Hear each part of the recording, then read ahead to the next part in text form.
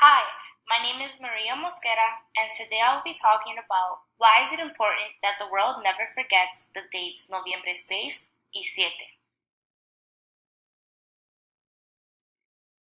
My thesis shows the artist Doris Salcido presents the corruption, violence, and disorder in her artwork Noviembre 6 y 7 that Colombia endured in the 80s to avoid history repeating itself. As you can see to the side, there's a picture that captures the Supreme Court and her artwork displayed on the side of it.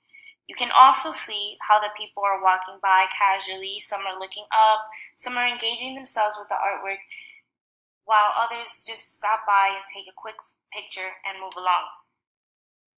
Every year, people will walk past this attraction and ask questions about how it all came about and what is the reasoning behind all the chairs that are hanging on the side of the building. They will stop and stare, some people even count the chairs, but what never gets left behind is the significance of the whole thing, as it never allows anyone to forget the tragedy that once occurred in a building right before them. The dates also signify the 2-day hostage situation that occurred that brings the whole artwork to life. Some background info would be during the 1980s, it was evident that Colombia was under an unspoken ruling by Pablo Escobar. He was the major drug lord in Colombia at the time, and he had a very big power ruling over most of Colombia. Escobar had control of most of the streets with his abundant amount of money and his power. Many feared Escobar, some wanted to get close to him as possible, and the rest wanted to end him. He was such a giant public figure to the whole Colombian society that many people admired him for what he did, good or bad, or many people envied him for what he did, and many people wanted to be him. Even people in the law enforcement sided with him at certain points. He was able to, with his power, he was able to persuade and buy out many law enforcement people to help him benefit himself for what was to come and what he needed help with. There was no doubt that, in a way, everyone looked up to Pablo Escobar and his success, even if it were his enemies. Escobar wasn't a big fan of the people that wanted to end him. For example, journalists and people that worked in the law outside of the country and people also inside of the country, like higher officials. He wasn't a big fan of journalists, especially because they got way too personal with his life, and too much intel on Pablo Escobar's life could just expose him for the worse and create more chaos to his certain lifestyle. So he tried to avoid, as much as possible, people that worked with the law and journalists. He was tired of the judicial system trying to imprison him and his people for his work. To this To the right, you can see that there is a picture of Pablo there. This is one of his very first mugshots. He's actually smiling in the mugshot because he knows he's just gonna get out of this whole thing. So he's not very much like afraid of what's to happen. So he just seemingly thinks this mugshot won't do him any harm. Um, the guerrilla military was also something that was very big in Colombia. It was a military ran by rebels that wanted to retaliate against law enforcement in Colombia. Um, when Pablo Escobar heard of the guerrillas having a feud with Colombian President Belisario Betancur, he took the opportunity and ran with it. To the right, you can also see a picture of Belisario Betancur. This is him when he was older. Unfortunately, I do not have a picture of him when he was younger in the 1980s, specifically 1985. Um, the president had broken a peace contract with the guerrillas, which caused them to retaliate against him. There was a peace contract between President Belisario Betancur and the M19 guerrillas, which um, the president had ended. So the M19 guerrillas weren't very happy with that, and they decided it was best that they try and confront the situation. But when they went to try and confront the situation, it didn't end in anyone's favor because the president wasn't there for the agreement. He had his military present him, and the guerrillas took that as a threat and began to go on with the plan that they and Pablo have already sorted out, and to go against the judicial system. So Escobar joined forces with the M19 guerrillas, which consisted of 35 men, and this led to a hostage situation of 2 days in the Supreme Court, Palace of Justice Sage in Bogota, Colombia. The hostage ended very poorly as 280 people died. This included all members of the Supreme Court and everyone else who was involved. So all the bystanders that were stuck inside of the hostage, all the people that were probably there to solve anything of their own personal lives, the workers, everyone that was involved in that 2-day hostage, which was a conclusion of 280 people, they all lost their lives. In 2002, Doris Salcido decided she wanted to shed more light to a tragic event that occurred in Bogota, Colombia, because she felt like many people were just slightly passing by the whole thought and they weren't giving it much thought to the importance of what it was.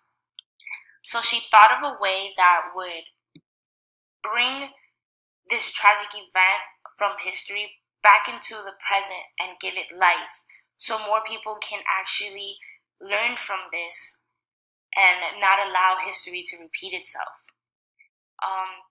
By using her artistic talents, Doris brings to life the tragic event that occurred while also attracting the attention of many people.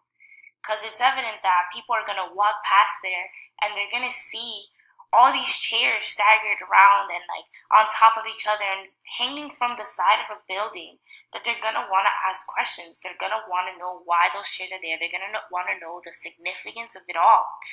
So it was very important to her that she had put all the chairs there to clarify each one of the deaths. So the chairs in her artwork are made to represent all 280 of the people that lost their lives during the 2-day hostage situation in the Palace of Justice Sage. The chairs show no individual significance. They represent equality and also represent the disorder in Colombia, as all the chairs are staggered around, hanging just like the people that were there being held hostage. With my interpretation of her artwork, I can only assume that each of the chairs has no secluded difference. They're all made to look equal, since all deaths are equal regardless of the opposing parties. Because the bigger picture here is that it was 280 deaths, meaning all those deaths are significant in a way. So there's not going to be one chair that's a certain color to identify one person or one of the people that worked in the Supreme Court or one of the guerrillas.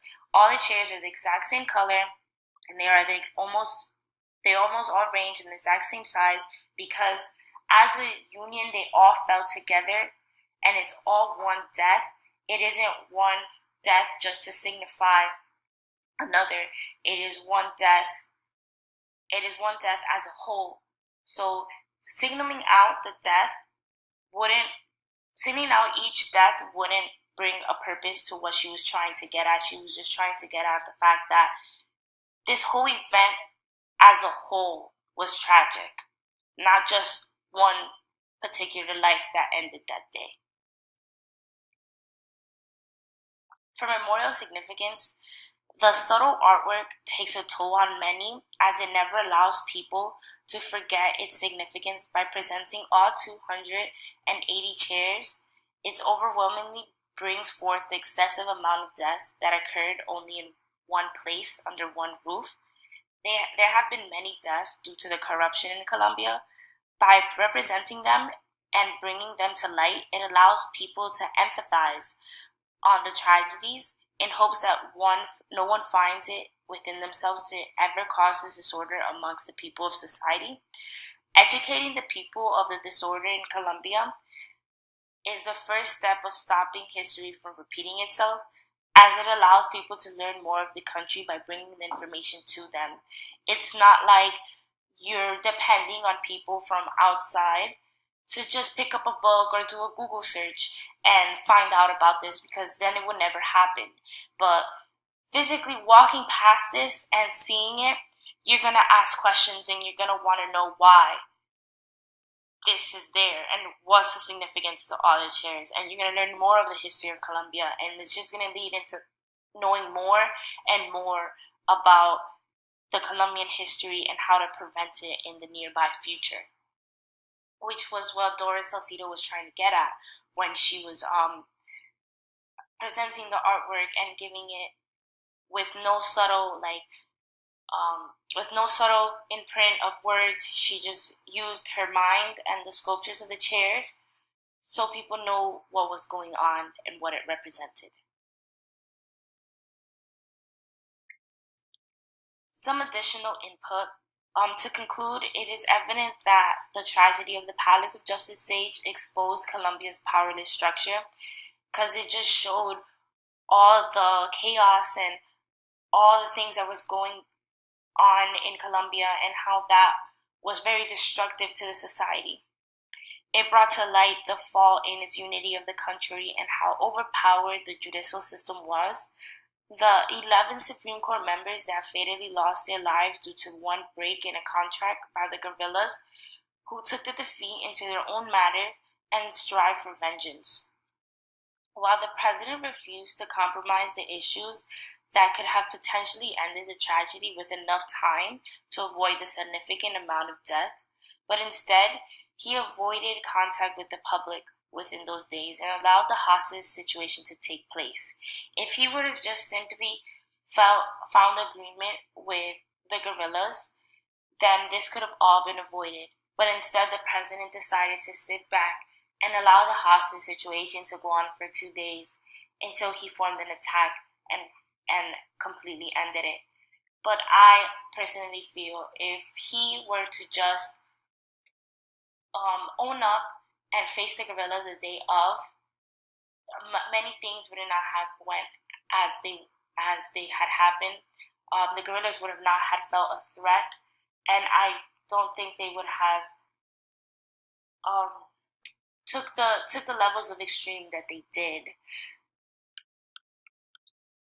This event in history just shows to prove how weak Colombia's legal system was, and just because of the one decision, it led to the deaths of many innocent people.